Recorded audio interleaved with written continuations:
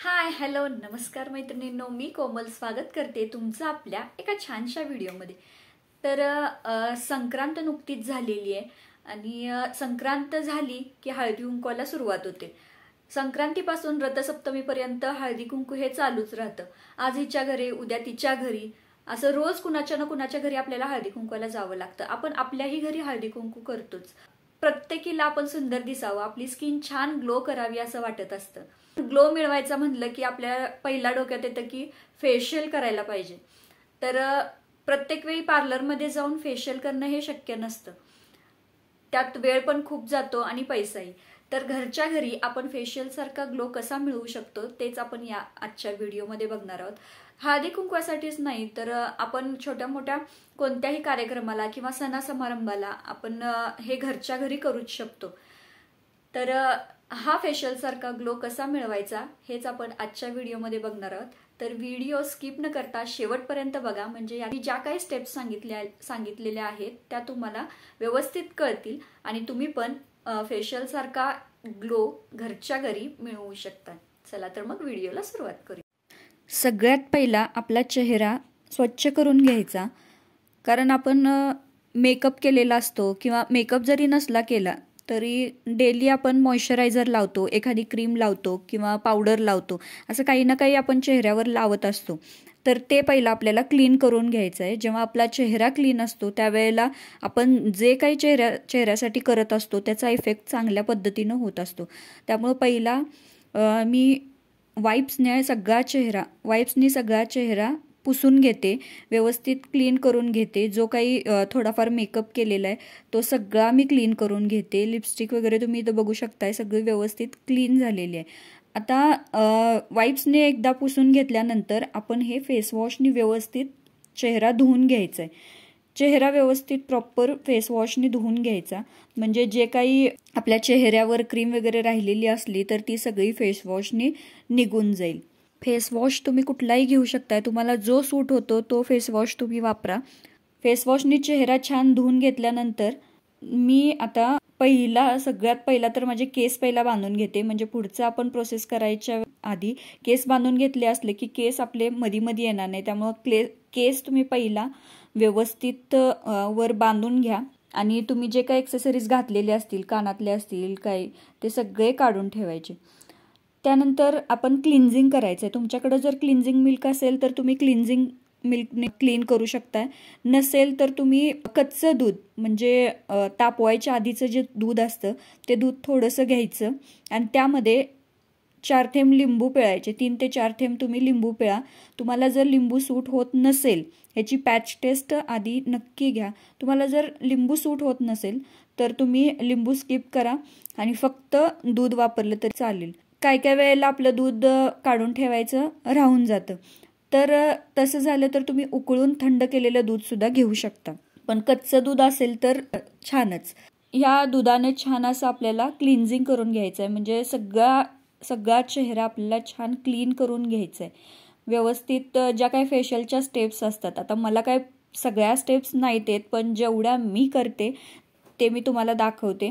तुम्ही तुमच्या पद्धतीनं व्यवस्थित छान असं क्लीन करू शकता। असं सर्क्युलर मोशननी छान असं आपल्या चेहऱ्यावर मसाज करायचा। चेहऱ्याबरोबरच आपण गळ्याला आणि मानेला सुद्धा हे लावून घ्यायचं, म्हणजे आपली मान सुद्धा, चेहऱ्याबरोबर आपली मान सुद्धा क्लीन होते।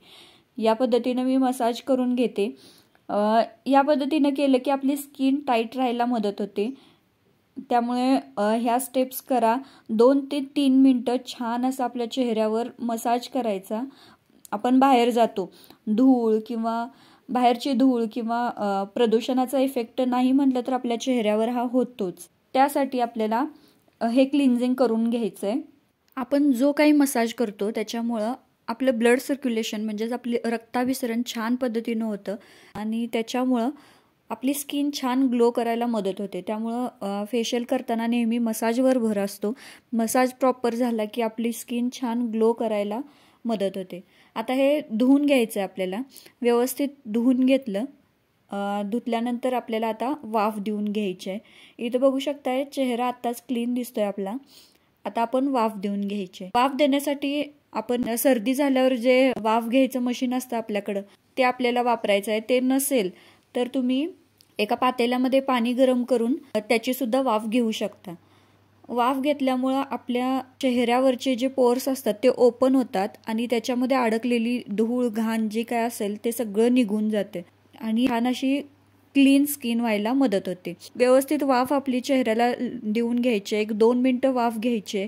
2 ते 3 मिनटं आपल्याला जसं सोसवेल अशी वाफ आपण घ्यायची. इथं बघू शकताय छान अशी वाफ घेऊन झाली. आता हे आपण स्वच्छ कापडाने चेहरा पुसून घ्यायचा आहे. घासून पुसायचा नाही, फक्त असं वरच्यावर आपल्याला चेहरा दाबून दाबून पुसून घ्यायचा या पद्धतीने. तर चेहरा छान पुसून घेतला, आपले पोर्स ओपन झालेत. चेहरा आपण गरम पाण्याची वाफ घेतल्यामुळे मऊ पडलेला आहे. तर आपल्या नाकावर जे ब्लॅक हेड्स किंवा व्हाईट हेड्स असतात ते आपल्याला आता काढून घ्यायचे आहेत, क्लीन करून घ्यायचे आहेत. हे जे टूल बघताय हे तुम्हाला कुठल्याही कॉस्मेटिक्सच्या दुकानात सहजपणे उपलब्ध होते.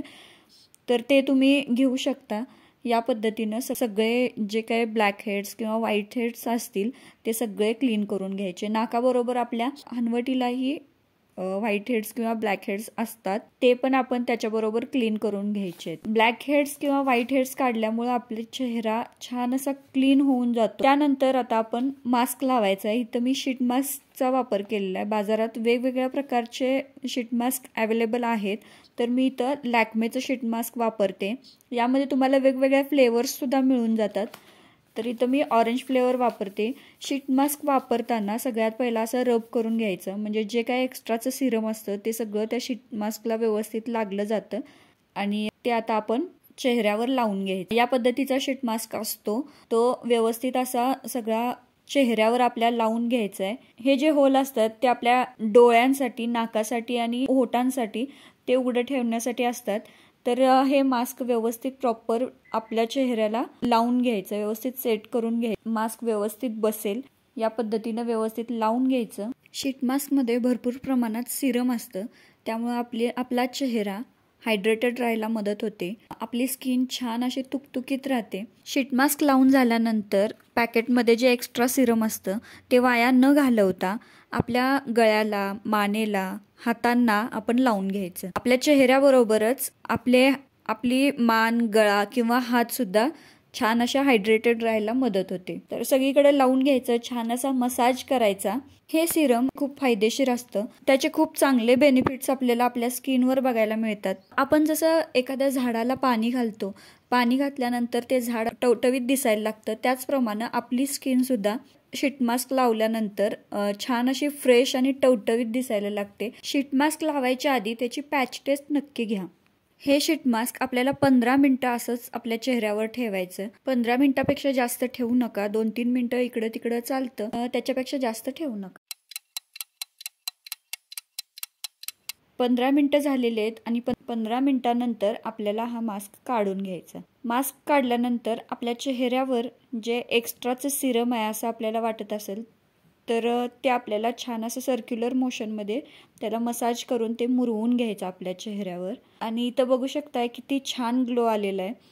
आपली जी स्किन आहे ती छान अशी तुकतुकीत मस्त अशी हायड्रेटेड दिसते. छान ग्लो बघायला मिळतो आपल्या चेहऱ्यावर. इन्स्टंट ग्लो यामुळे येतो.